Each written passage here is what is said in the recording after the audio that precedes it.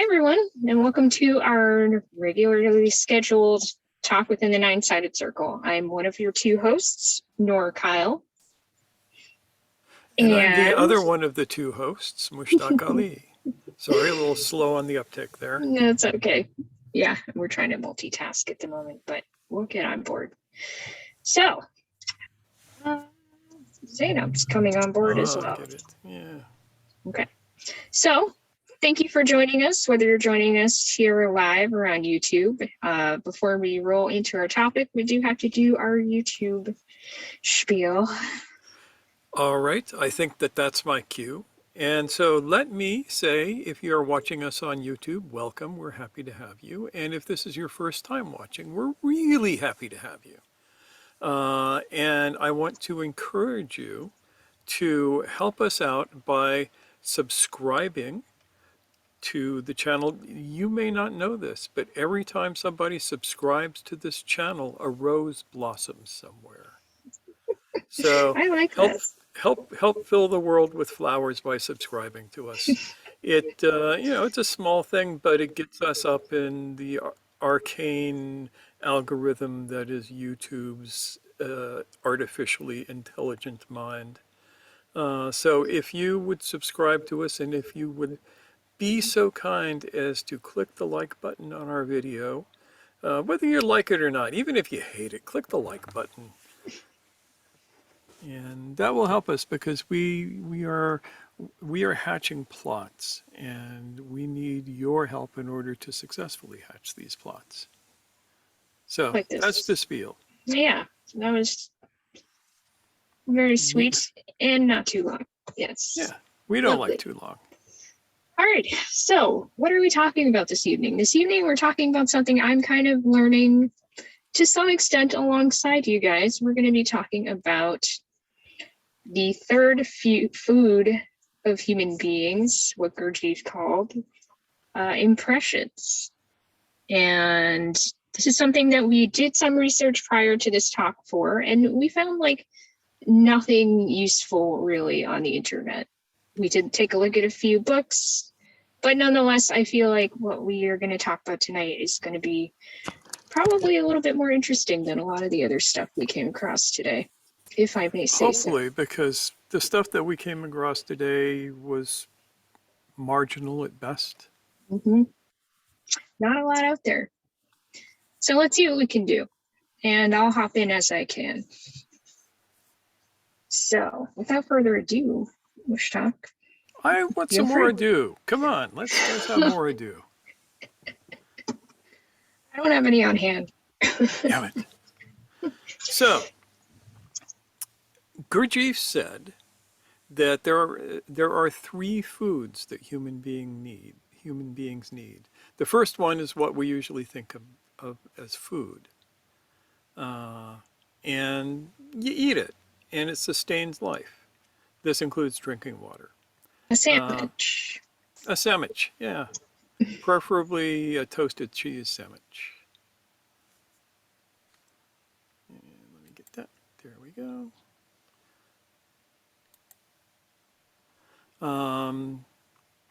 So you got that. Yeah, and then you have air. Gurdjieff considered air a form of food. And this you can also say breath, yeah. Yeah, well, that's how you get the air in, is through breathing, and that will come back to be important later on. So yes, air. And the third food he called impressions. Now, he does not describe impressions terribly well. Ouspensky gave it a try, and he used the greatest technology of his time in order to describe this, which was the phonograph of his time, which used wax rolls. He said impressions are like your brain takes impressions like the wax on a roll takes the squiggly lines to do sound. And if the impressions are strong, you can see the problem with this today in the 21st century, over 100 years later than he was talking about. But it's the idea that your senses at all times are recording what's going on, are taking in what's going on. And if you take a strong impression, that becomes memory. Most of the time, impressions are taken mechanically and they slosh around in your mind. For lack of, slosh around is a scientific term for this. And they are not easily reaccessible. Now, what he doesn't talk about in any sort of straightforward terms is how does one take impressions?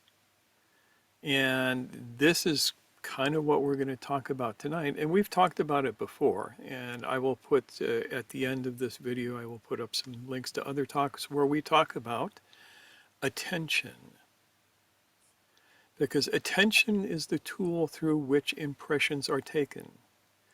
If you are attending to the world and you are awake and you have quieted the usual detritus of the mind that is rattling around in your head, you There's will that word take, again. I love Detritus. that word, detritus, yes. Yes. You will take strong impressions, and those impressions will nourish a certain part of you, according to the esoteric thought of Mr. Gurdjieff.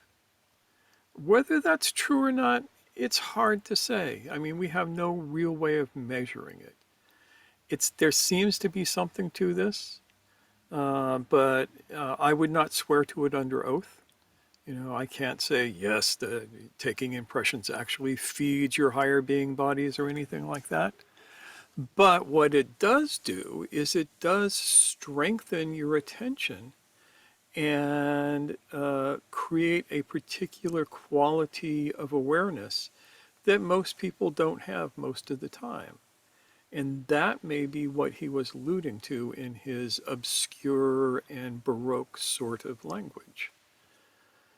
So, to take impressions is to be awake in the moment, and it is to be attentive to what is without recourse to memory or fantasy, because both memory and fantasy will pull you away from the moment where the impressions are. Impressions only happen now. Even in your dreams, which according to Gurdjieff's thought, you can have impressions in your dreams, those dreams are happening now. They aren't happening then. So he goes so far as to say that impressions are more important than air or food, because while you can live for weeks without food, and you can live for days without water, and you can live for minutes without air, he says you cannot even live for seconds without impressions. I don't know if that's true or not. Again, and it offers some interesting questions, like what happens if you are in a deep coma? Do you still take in impressions at some level? What if you're under heavy anesthesia? I mean, I just had surgery on my kidneys a while back, and there's a period where there are no impressions that I can access from that, which is probably a good thing. It's not something I'd want to remember. So, now here's the thing.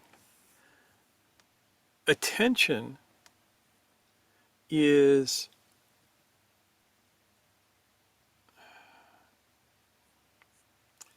the coin of the realm in the 21st century. This is what everybody is struggling to own. You understand that, right?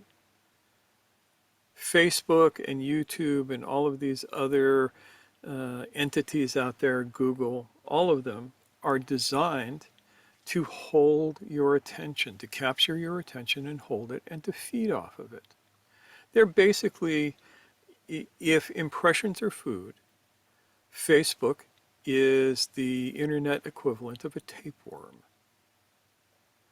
And it's designed to siphon off your energy in the form of attention and use it for its own means, its own dastardly ends.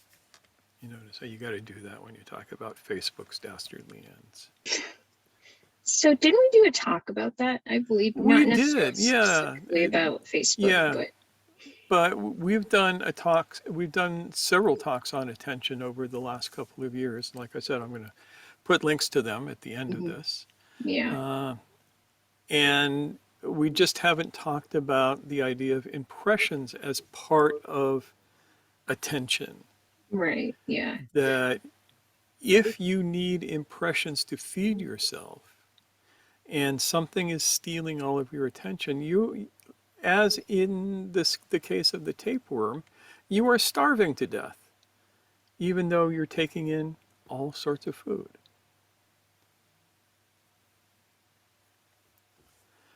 So I think this might be a good moment to see if anyone has any questions so far. What do you think? Why not? Sure. Anybody need to chime in with a question, or are we doing good so far? If you're doing okay and you're following along, you can just give it thumbs Ilmar up. has a question. Ilmar. Yeah, I guess I'm wondering, do we have any insight as to why Gurdjieff would say that impressions are necessary or a food? In other words, I understand you're saying that impressions are mediated by attention, but what's so necessary about impressions that we can't survive without them? Well, I can only tell you what he says because, like I said, I don't know. I really don't have any evidence for this or against it. Gurdjieff says that impressions create the substance by which the higher being bodies are formed. And that's why we need them. Yeah, I mean, I guess the only thing I can think about, the only thing that comes to my mind is maybe, in the developmental stages, if we're deprived of stimuli, that can be very detrimental to there is the development of, the psyche generally. Yeah, Yeah, please go ahead. Well, the other thing, and this is extreme, but if an adult is in a very sensorily impoverished environment, like solitary confinement, this is very bad for people. It makes them crazy. And that's like starvation. And I think you mean something beyond ordinary sensation when you're talking about. Yeah, he alludes to that when he says that nature is the place where you get the most powerful impressions, that when you go into nature and you open yourself up to the impressions and you take them in deeply, it gives you a certain energy. So you may be onto something there. There seems to be something about the richness of impressions that makes a big difference. Okay. I do know for certain, and I have tested this, that when you deeply take impressions, they become very memorable. They're really easy to recall as opposed to day before yesterday when you were brushing your teeth. Is that a decent answer to your question, Omar? Just as a start? I don't think it's a decent answer, but the fact of the matter is that I don't have a good answer of why Gurdjieff thought this. Yeah. But I would think that that's really kind of the critical issue, though. I mean, of what use are these impressions? And I think Nancy was right. It's not just any old stimulus. It seems to be, from what you're describing it, as a special type of stimulus to which we attended, and the attention is the one that sort of gave it oomph. And I certainly have had the experience in the woods that there is something especially rich going on. But I'm still basically left with the question as to why are we so. It's an interesting question, and I wish I had a better answer for you. But this is one of those ones where I have to say I don't know for sure. Yeah. I do know that that the richness of impressions seems to be important. And as Nancy pointed out, an impoverishment of sensory impressions is not good for you. I think of it in terms of I could have an incredibly good dinner with really fresh, healthy food, just right from the farm to table stuff with, you know, all of the pastured meats and the organically grown vegetables and all of that. Or I could be living off Jack in the Box tacos. Now, if we dig into that a bit, I mean, what is it about, let's say, the woods experience, which makes it so much, I mean, subjectively, it feels to be much more valuable than eating a taco del taco or someplace like, you know, so what is it that makes it more valuable? It may be, it's, if we extrapolate from, you know, the sort of research that Nancy was pointing to, you know, maybe it's because it does develop a higher facility of some type. Just the and I would richness say of the that experience. You know? that seems very near-fetched to me. I know when I'm out in nature, my senses tend to wake up. You know, if I'm, even if I'm in a nice place, like if I'm in downtown Palo Alto, it's nice there. It's a pretty area. It's not too noisy or anything. But I can tell if I shift from there into a fairly large park in the area, there is a qualitative change in my perception. And I think it has to do with, one, the richness and variety of impressions to be taken, and somewhere in there, I think it's we aren't that far from having lived in conditions like that. And so there may be some evolutionary thing that says nature is good, absorb it. And probably your attention is more drawn and focused in the woods, unless you're in a shopping mall and somebody is shooting at you, you know. But, Yeah. Yeah. So I I'm want to make curious. sure, yeah. Thanks for, that was a worthwhile question, Omar. It is a Thank very you. worthwhile question, yeah. Levita And I'm sorry I couldn't had her answer hand it. raised. Yeah. Well, we're exploring together, so Yeah. I think that's pretty good. Levita, yeah. What was your thought or question? I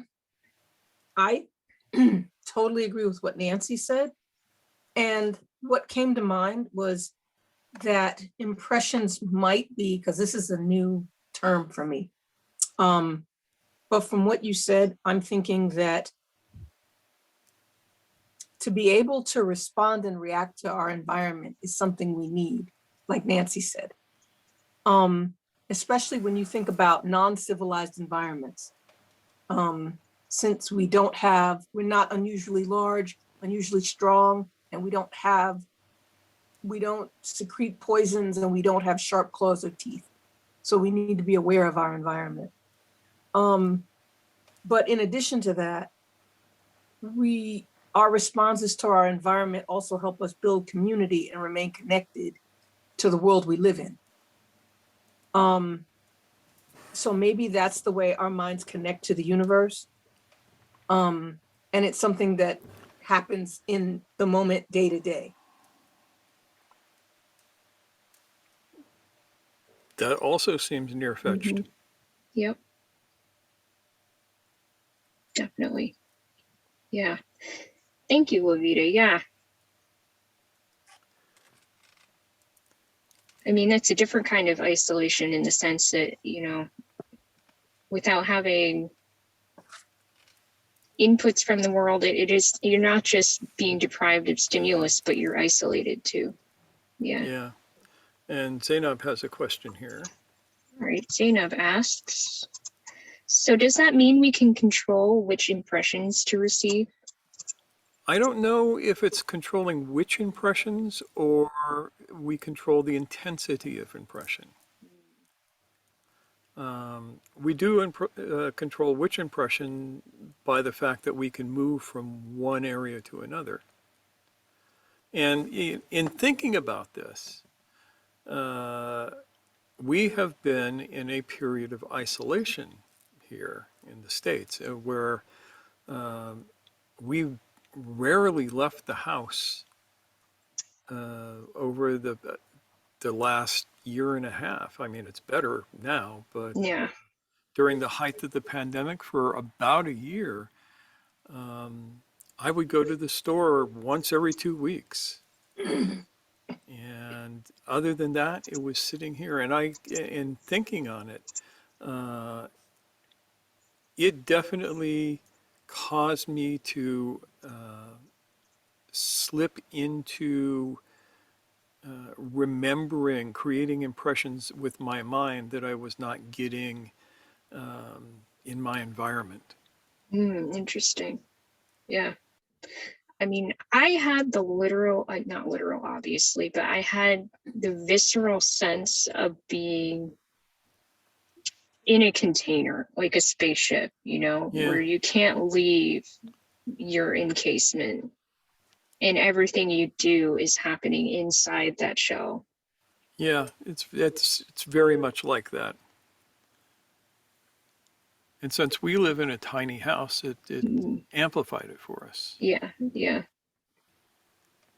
And I think it felt okay because on some existential level, the world outside did feel really kind of threatening. Yeah.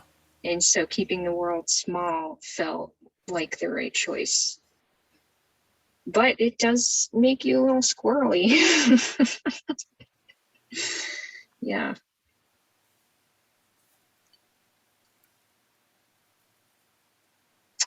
Yep. We kind of joked that I was becoming feral because I was like, how do we socialize with other humans again? Do I really have to hang out with other people? Is that a thing we do? And, you know. Yeah, the mailman comes by and she would bark at him. Bark, bark. Yeah. I mean, it's better now. I don't bark at the mailman anymore, but it took time to readapt to going to places and seeing people and just sitting and having a conversation about something other than the threat that is floating around among us. Bizarre.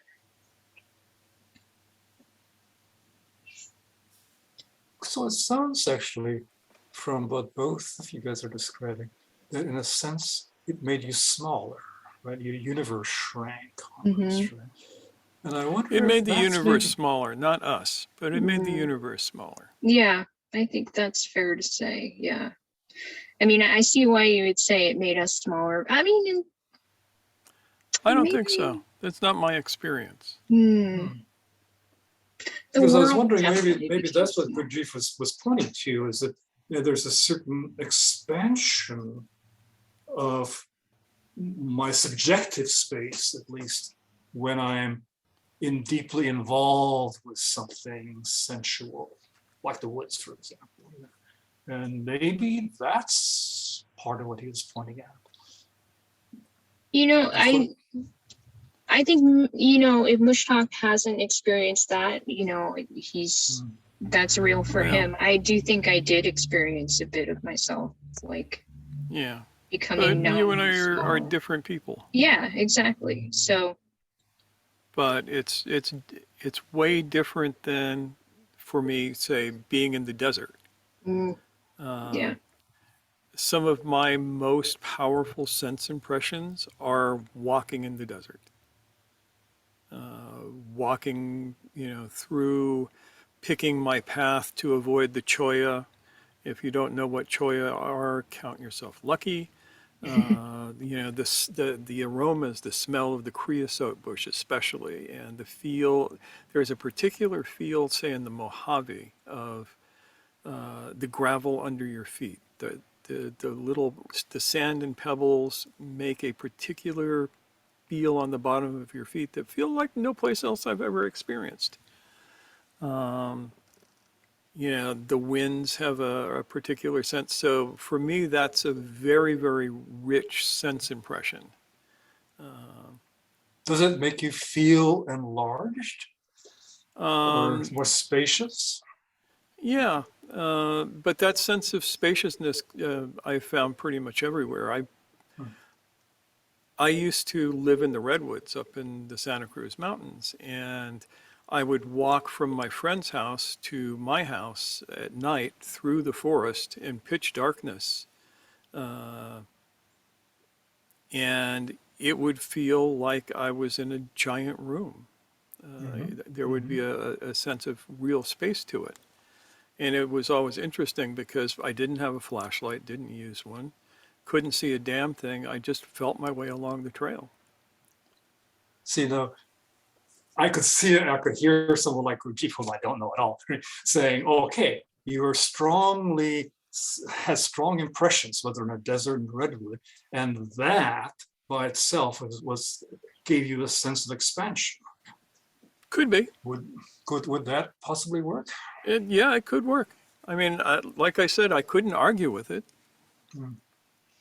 because there was a sense of expansion that I wouldn't have, say, walking from our living room to our bedroom here, Hmm. all of the 10 paces that takes. Yeah, I mean, relevantly, Levita says, with no stimulus, it felt to me like being a 2-pound sausage in a 1-pound casing. Mm-hmm. Yeah. So So, it's interesting because the desert is a much less complex environment than a forest, but they're comparable. no. The desert is just as complex as a forest in a completely and utterly different way. Okay. Yeah. So, Yeah. People don't understand about deserts unless you've been in them. Even the Sahara, which is arguably one of the roughest deserts on the planet, is quite complex in its own way.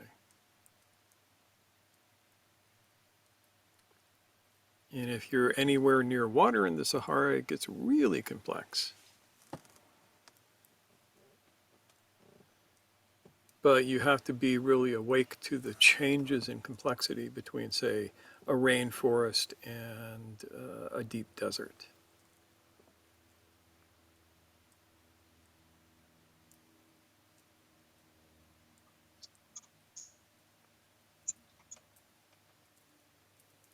all right, onward then.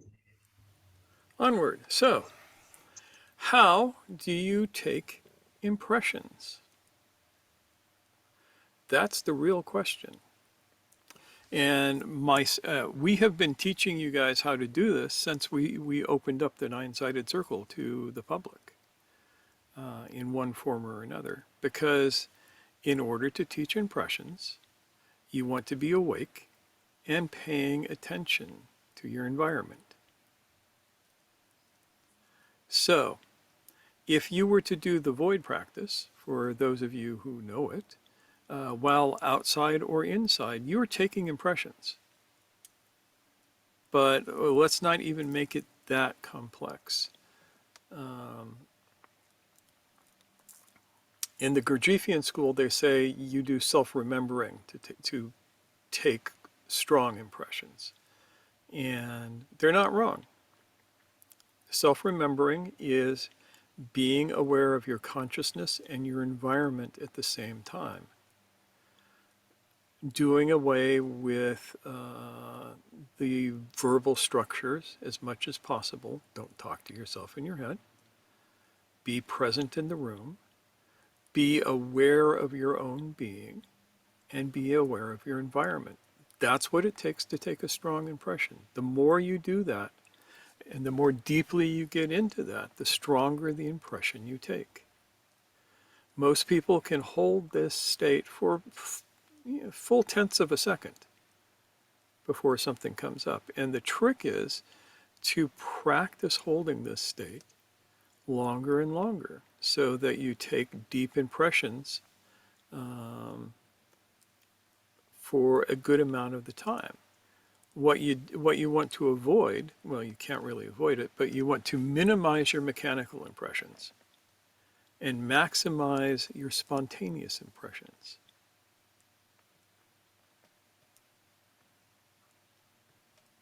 So how would you distinguish mechanical impressions? It's the stuff that your habits pay attention to. Mm.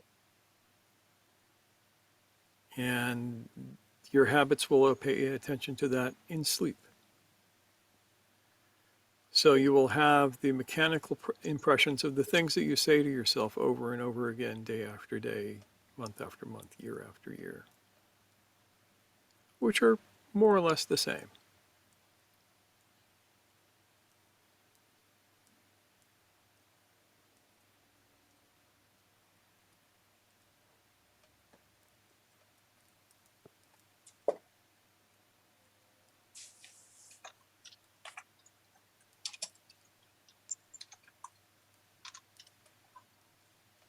Any other questions thus far? Yeah, Levita says robotic habits / patterns. Yep. The patterns of sleep. When you are asleep, when you are in your waking sleep, you do not take strong impressions. When you wake up, and this may be why being in nature is so conducive to taking deep impressions, because being in nature kind of encourages you to wake up a little bit. If nothing else, because you never know what's around the next bend. There could be a bear, a mountain lion, a rattlesnake. And trust me, walking through the desert, there is nothing that will wake you up quite like hearing a loud rattle just down by your left foot. Just wake you right up.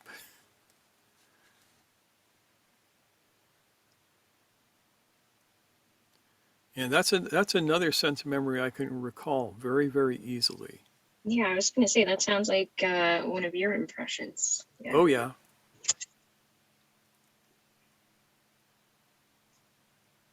This is very tentative, but is it possible that lack of positive impressions makes people more susceptible to trauma? I don't know, but that would be something worth looking into. Gurdjieff never made, as far as I know, any real distinction between negative and positive impressions. But I would suspect that the impression that one gets from sitting by a mountain brook watching the marmots play on the rocks would be qualitatively different from the impressions that one would get with one's hand in a pain amplifier and an old woman holding a poison needle to your neck.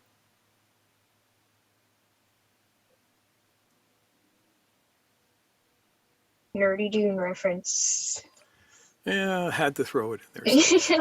I mean, it's certainly a good example of what inevitably must have been a strong impression on that Yes. character in Dune. Yeah. So much. Let's take your rattlesnake. So you had this very strong impression made when you heard that rattlesnake by your left foot. Okay. Yes. And it How was did that actually by feed my you? left foot. Okay. How did that feed you? I don't know, because I was quite young at the time. I was probably not more than 10 years old yeah, the first time I experienced that. yeah. And But it left an impression with you, left a strong impression. left a And strong impression. I can literally call up the memory of that almost as if I was there, even Right. after all of these decades. And so from Gurdjieff's viewpoint, somehow that was a major meal for you. That fed you in a way. And I think if we could would probably understand say how so. that fed you, we might get a bit clearer grasp on, in general, what he means by impressions feeding you. Yeah, and it's more complex than just the impressions feed you, because if you look at the way Gurdjieff talked about the three-storied digestive factory, which is how he referred to the body, he used really bizarre, pseudo-scientific, really arcane language to describe what is going on. And he tried to make it sound very scientific by talking about oxygens and nitrogens and carbons and hydrogens and all of these things going on, which make absolutely no sense to what we know now happens in, let's say, the digestion of food. But the way I kind of envision it is that, so you eat food and you do so consciously, and you take impressions from the food. You breathe as you do this. You do your breath practice as you do this. And your breath provides the first conscious shock for the digestion of the food and starts the octave of air as food at the same time. As you continue with that, this is Gurdjieff stuff, not mine. As you continue with that, the impression provides the second conscious shock, which aids in the digestion of the air and the digestion of the food. And then the impression of the food somehow brings it back into a circle, more or less. I mean, I went over today the stuff from meetings with remarkable men of the food factory and how the oxygens are converted to carbons and the carbons are converted to nitrogens and all of that. And it made no scientific sense. And I know something about digestion. I know something about food and intake and energy and that sort of thing. It's been an area of study of mine for some years. And I could kind of make up, things that the oxygen is like insulin, right? It's going to bond with the glucose in the food and move it to its next phase and things like that. But I don't know if that's what he was alluding to. But I do know that there, to me, is a qualitative difference if I am conscious in my eating, if I'm doing my breath practice while I'm eating, and if I'm taking full sensory impressions of the process of eating. I think that for me, it's a qualitatively different experience of feeding myself. And I could not tell you the true mechanics of why that is. I know that it is, but the mechanism I have not tried to describe in terms that actually make sense, and I am not going to insult anybody by trying to tell you that Gurdjieff was telling you anything objective with his oxygens and carbons and nitrogens and hydrogens. Take that shit as metaphor. And there's another question here. Yeah, so Levita asks, using the rattlesnake impression, when you're in a similar environment, perhaps the impression triggers your attention and wakefulness? That could very well be. As a matter of fact, I'm sure that that's actually the case. Because if I am walking through the desert, there is a deep and profound understanding that there are living creatures who, if I startle them, may offer a threat to me. And so my attention is much, much stronger to where I put my feet. In my backyard, I'll step over something and not think twice about it. In the desert, you're not going to find me stepping over a rock where I can't see the other side. Yeah. It's not going to happen because I ain't that dumb. And you've been trained, right? By I've that been trained, rattlesnake. yes. Yeah. Whereas for me, by my grandfather and the rattlesnake. Yeah. My grandfather told me, don't do this. And then the rattlesnake explained to me exactly why. Mm-hmm. Yep. So they were working in concert. I would not be surprised if my grandfather put the damn snake there. Jonathan, yeah?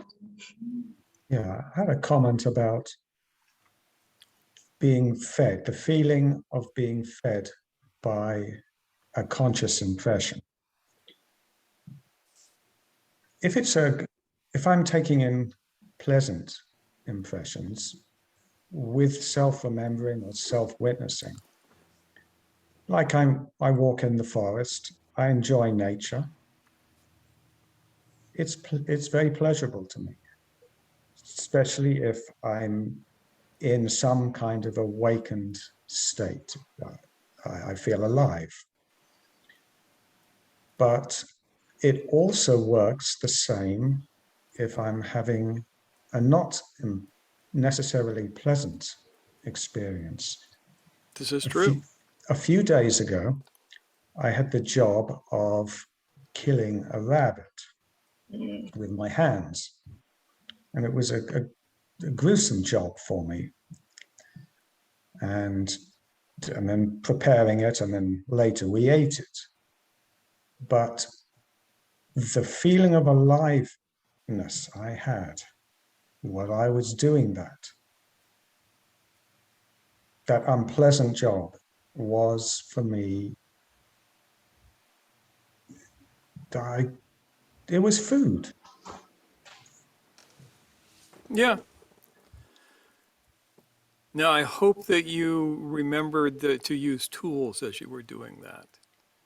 You know, when you say with your hands, I think of you trying to strangle the rabbit.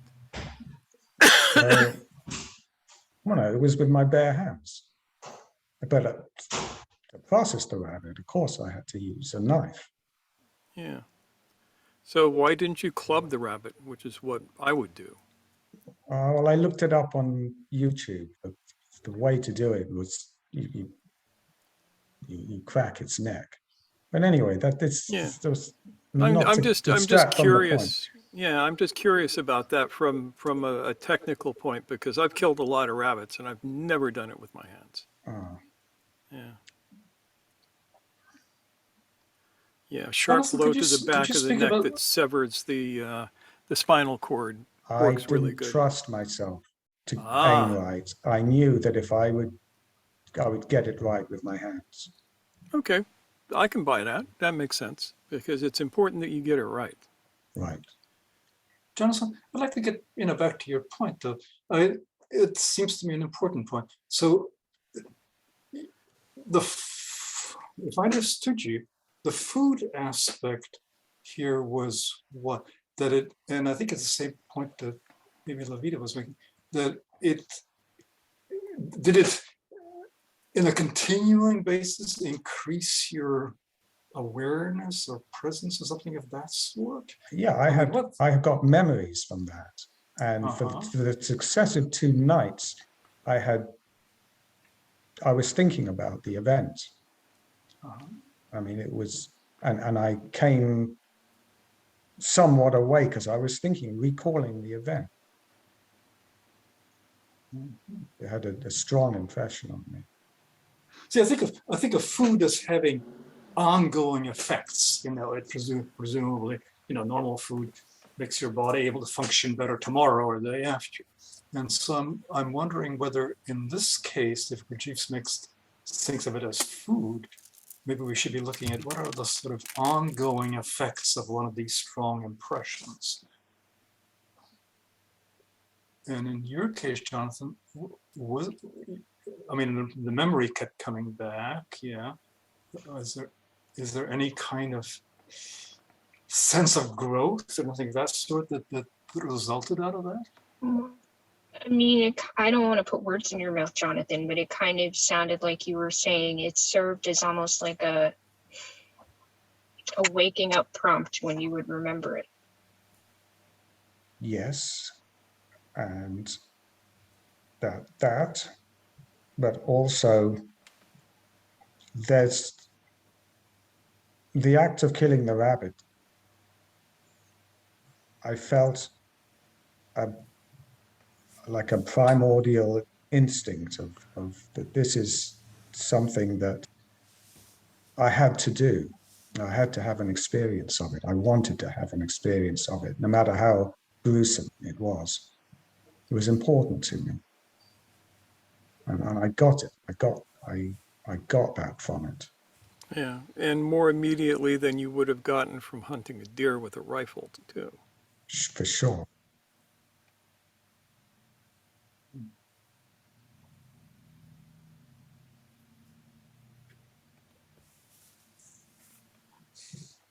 Well, definitely something to think about, Jonathan. Yeah. Thank you. But Yeah. I think that is actually a perfect example of taking an impression and not calling it positive or negative. Yeah, agreed. Levita says, thinking about the effects of strong impressions, it could reinforce desired behavior and reduce repetition of undesired behavior. She's asking this as a question. It's possible. I don't see why that would not be the case. I mean, if Jonathan ever had to slaughter another rabbit, he would probably do it way more efficiently the second time than the first.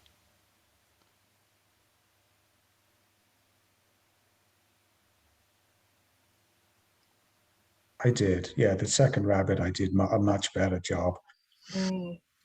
Yeah. Yeah, case in point, right?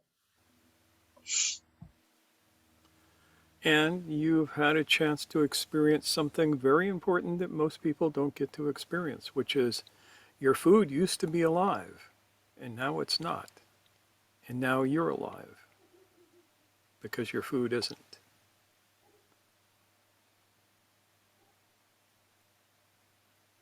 Thanks, bunny rabbits.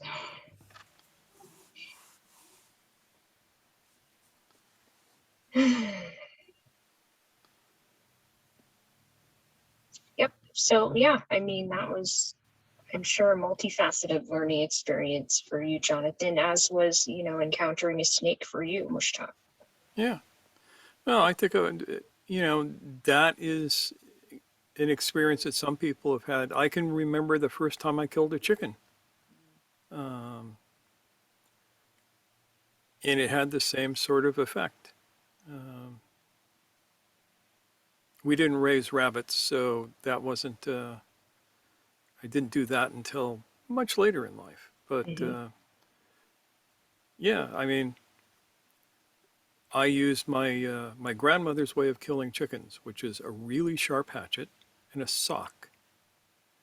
And you put the sock over the chicken's head, and it kind of goes to sleep. Then you gently lay it on a stump and whack, and it's over.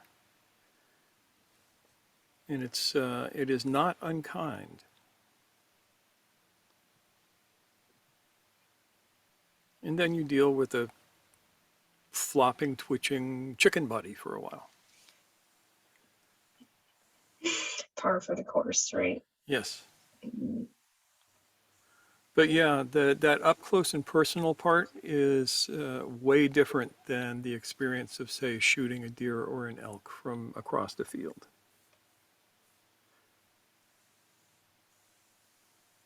Yep.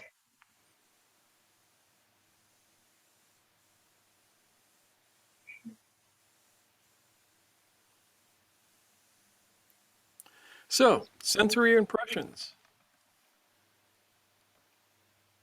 Let's assume for a moment that they do provide sustenance for us. And we can either eat at McDonald's or Jack in the Box, or we can eat at a fine farm-to-table restaurant, or anywhere in between. We can eat at Denny's, which is better than Jack in the Box. But so if that were the case, and there were sustenance in it for us, would it be worth experimenting to see if the effects of taking in deep impressions changed us in some way?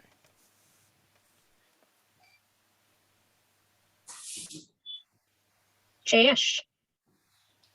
Yeah, I would say on the quality of impression, like we are eating food, and food has different qualities. Suppose we are eating right, organic, healthy food, it has different impact on our body. And if we eat junk food, it has different impact. Similarly, if I am in a nature, I am taking nature impression, it has different effect. And I am feeling expansion within when I'm outside in nature, in an ocean or vast place. And if I'm looking at something like some accident or people quarreling, or so then I'm feeling contracted, and that is also an impression. But those impressions having different effects on me. So what to say about it?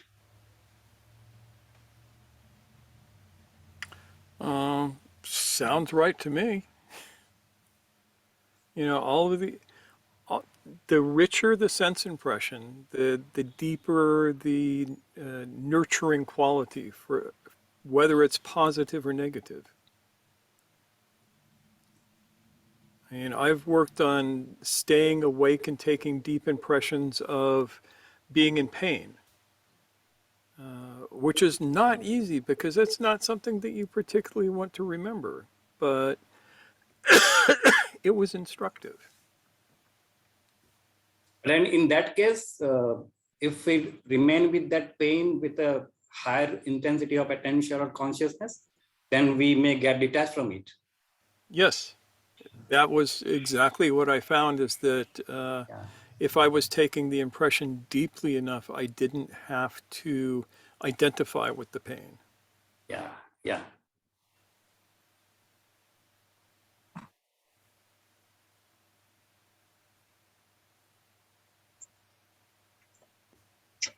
And in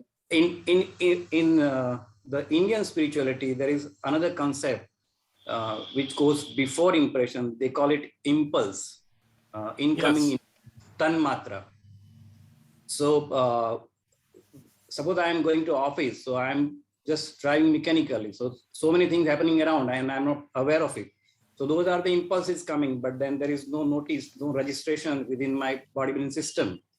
And suppose something comes up and I immediately become present.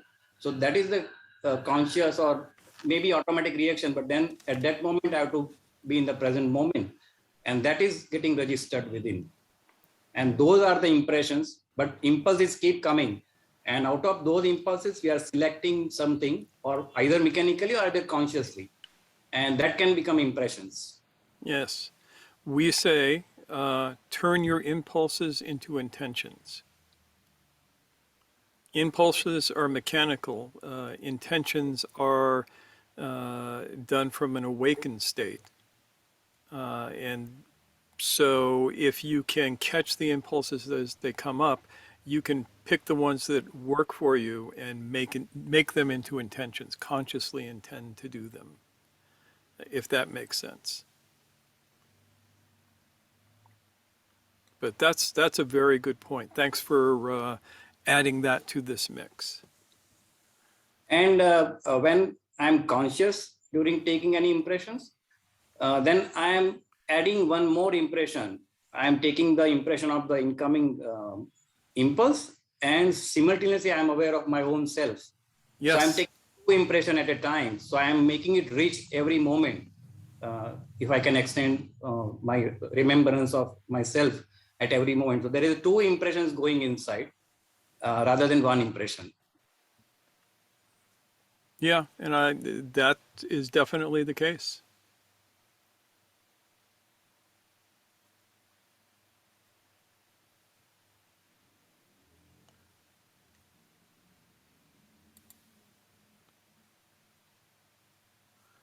Mustaqim, what do you think?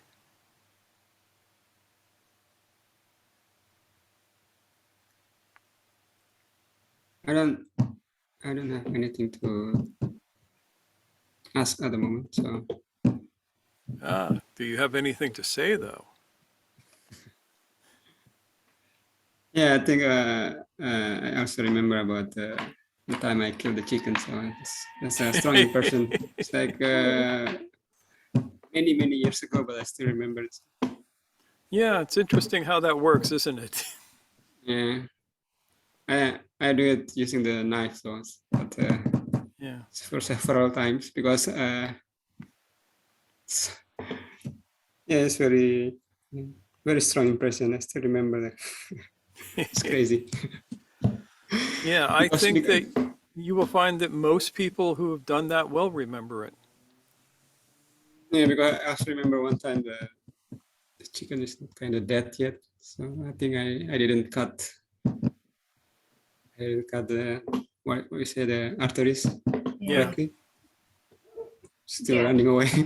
So the chicken's still running away with the bleeding, with the bleeding necks.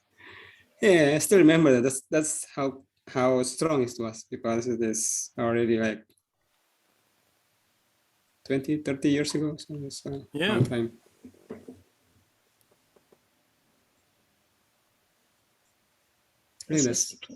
Yeah, that's all. Sherry, how about you?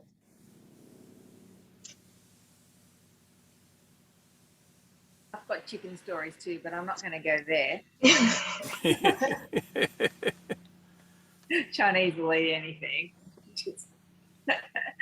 But I'm thinking about how we make impressions on others.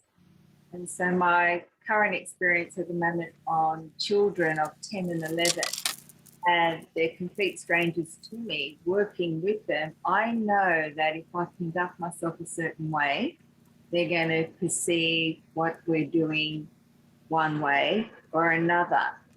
And my awareness is very much on keeping them engaged, not giving them the sense that what we're doing is so onerous, they're not going to do it anymore. My actions have an impression on other people. When we're dealing with adults, we're also still, if we're awake, being sensitive to how we impress upon other people. And also recognizing that their impressions on us, if they're doing something that is something we object to, how can we voice that and express that sensitively? I think that's where the impressions, you can't stop the input of those things coming at you, and you're processing that all the time, what you're going to do with it. So one half is what my impact is on other people and what other people are impacting on me. So can we expand on that a little bit?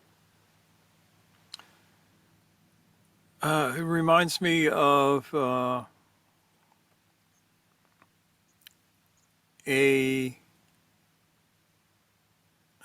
passage from Gurdjieff's book, Meetings with Remarkable Men, where there's a monk talking about being visited by these two old monks, Brother Al and Brother Sais. And he says, one of them speaks very, very eloquently, and it's a pleasure to listen to him. And the other one speaks haltingly and with great difficulty. But the one who speaks eloquently, when he's done, you can't remember a thing he says. But the one who speaks badly, you remember everything he said. And he said, we realized that the first old man was speaking just from his ego, and the second old man was speaking only from his essence. And that essence made a true impression on the listeners, whereas ego doesn't. So yes, everybody is going to have an impact on you. You are going to take impressions from everyone around you to a certain level. Teachers, if they're good, are going to actually put you in a position where you are awake enough to take deep impressions from them. And that's a worthwhile thing. That's, I think, one of the signs of a good teacher is that they will create the conditions by which the people with whom they are speaking take deep impression and are nurtured by the experience. Slightly off point for this, but nevertheless good to bring up. I guess it's like when I heard a conversation about people recalling the teacher that had the most impact on them as primary school children. And you might not remember that teacher's name, but you remember the certain qualities that happened and why you still can remember that teacher. Yeah, Miss Ray, my third grade teacher. Absolutely, I can remember her ever so clearly. She had a profound impact on me as a child. And I remember her name. I never knew her first name because you didn't call adults by your first name when you were that age back in my day, but I remember exactly what she looked like. I remember what the classroom felt like and looked like, and huge amounts about her after, let me see, how old are you in 5th grade or in 3rd grade?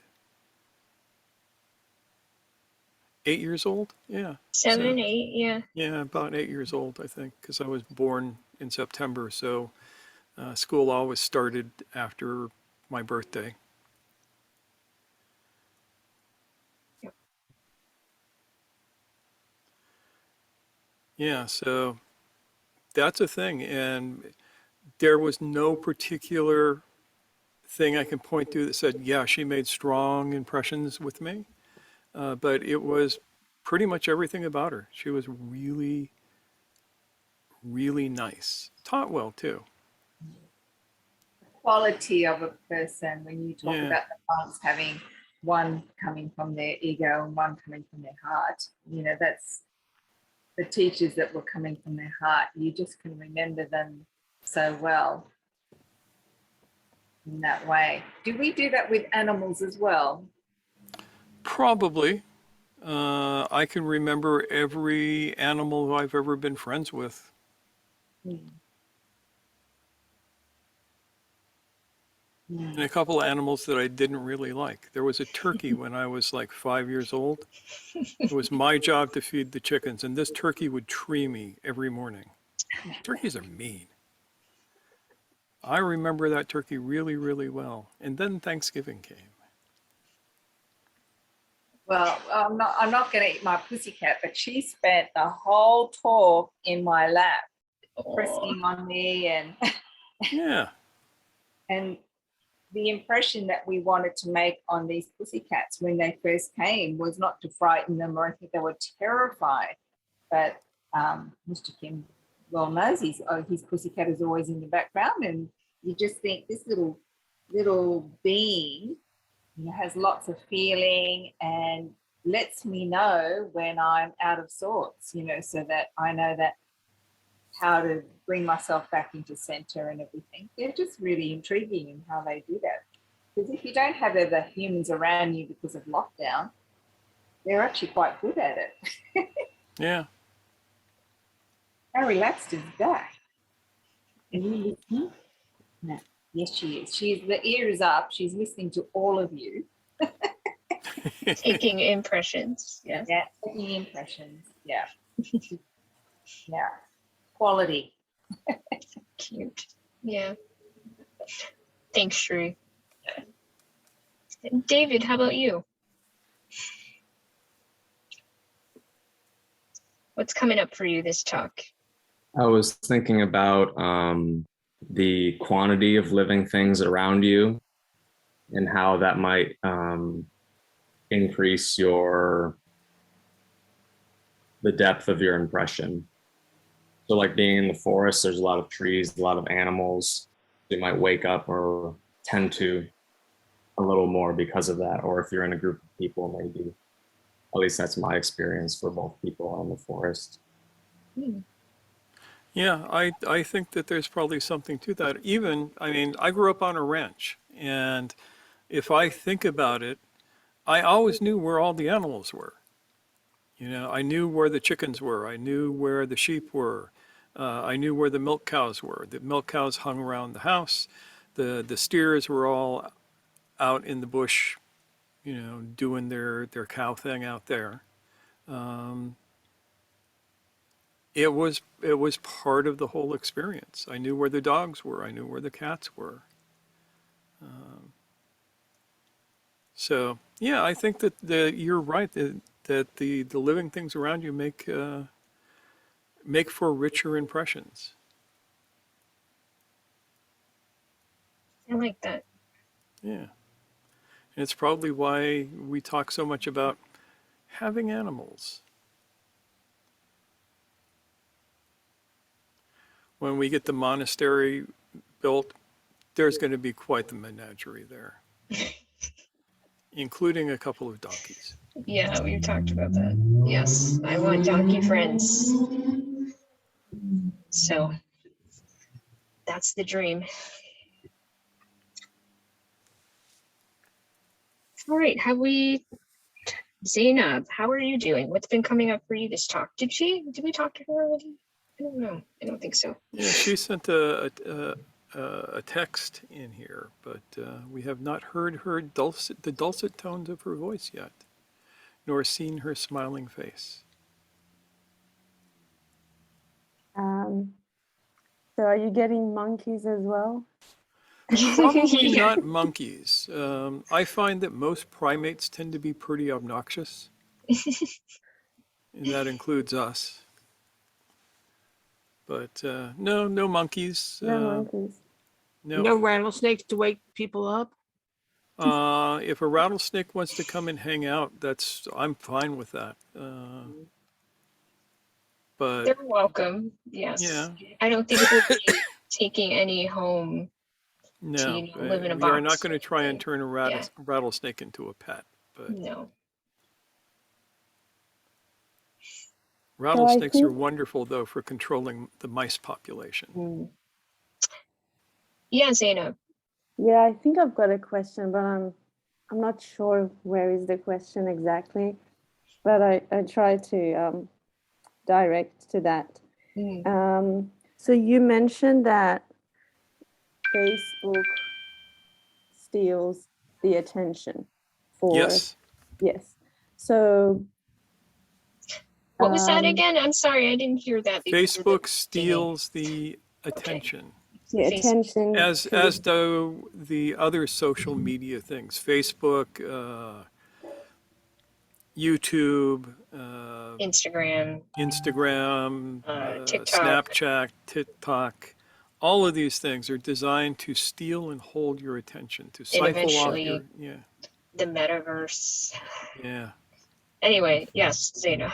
Yeah, so would it be a good indicator to see if there's something stealing your attention, then that's the thing you want to avoid? Or I think that it is nearly impossible to avoid it. It is better to minimize its impact.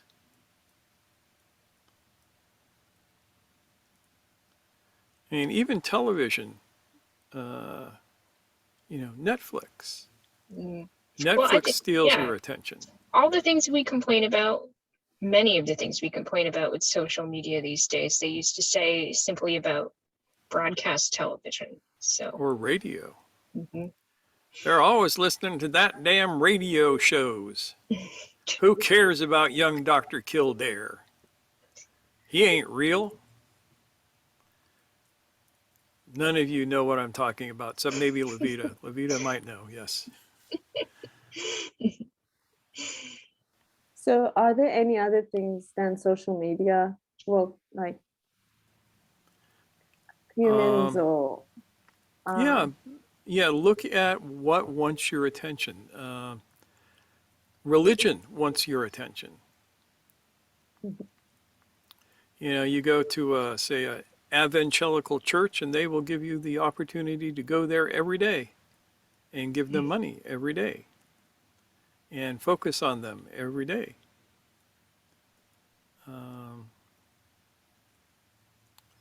So religion wants your attention. Politics wants your attention. And Donald Trump sends me 4 emails a day. Really? 4 emails a day, at least. All of which are asking me for money. I have never given him a dime, but he Yeah, still and asks. they're always like, this is your last chance to win VIP, whatever, with your donation. And it's Yeah. like that over and over and over again. Yeah. Yeah, I've had more last chances to join the Trump club than I know what to do with. And I got on his mailing list because I wanted to see what he was up to. And this is what he's up to. He's still fundraising. He's pretending to be the Republican Party now. But it's the same Trump organization that was running his campaign ads. So, sigh. Yeah. Jayesh has to leave. All right. All right. Thank you for Yeah. coming, Jayesh. Yeah, and we should wrap it up pretty soon too, because Mhm. we're always running over. We are long-winded. Well, sometimes. So, most of the time.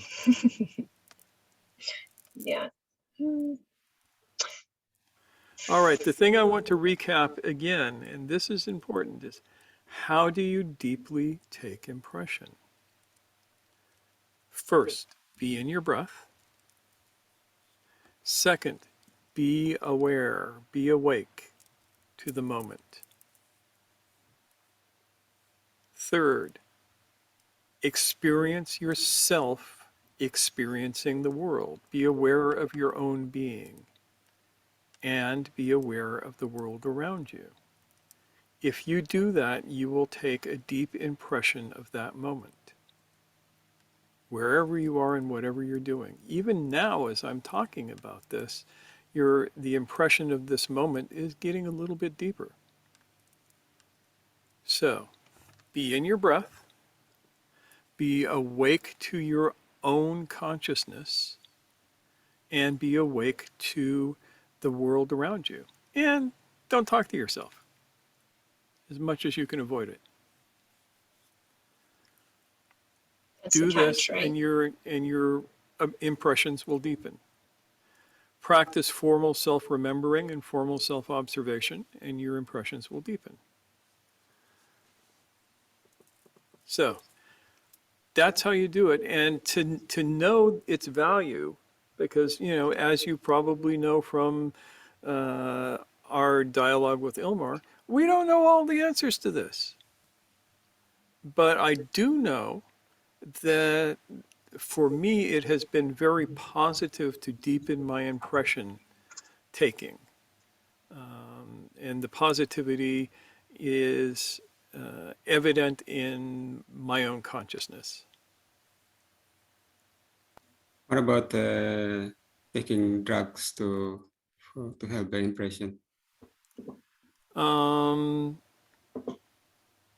don't know. What do you got? I know. I was thinking about like people say they have like this kind of spiritual experience when they have some kind of drugs or There are what's some drugs that can put you in a heightened state of awareness, the psychedelics for the most part. And you will definitely take some impressions on some of them. But I don't recommend it because you have no control.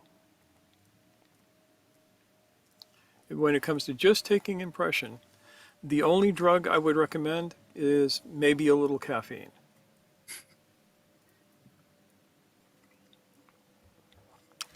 Good Indonesian coffee.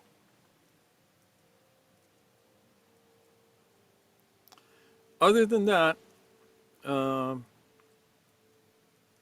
yeah, the psychedelics are in a class of their own. Any of the sedative, like the opiates and stuff, you're not going to be taking deep impressions off of those for the most part. Though it did work for Coleridge.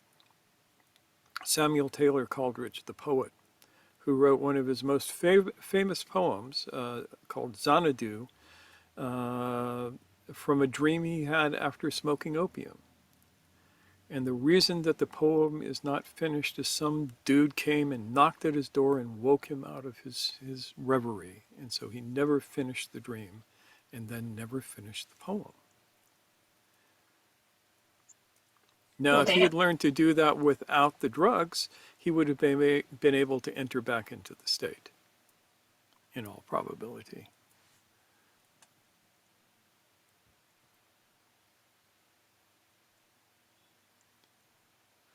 And that poem makes impressions. I mean, in talking about it, I can remember the first time I heard the poem.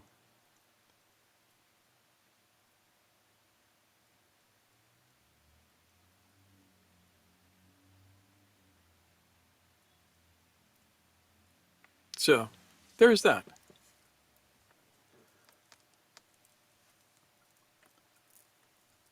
So anything we got to add before we, Sign off and have some dinner. yeah. Nothing that I can think of other than take what I just outlined as a practice and play with it and see what it feels like and report back. If you guys are watching this on YouTube and you care to try it, leave some comments down below and let us know how taking deeper impressions works for you. Does it feel different? Or does it give you anything? Let us experiment together. We can all be guinea pigs. Hey, I'm going to be a guinea pig. I like guinea pigs. It works for me. Yeah. All right. So I guess with that, we will go to Brady Bunch mode. And Yes, ma'am. wave goodbye to each other. Bye, folks. Thanks for being here, and we will see you next time.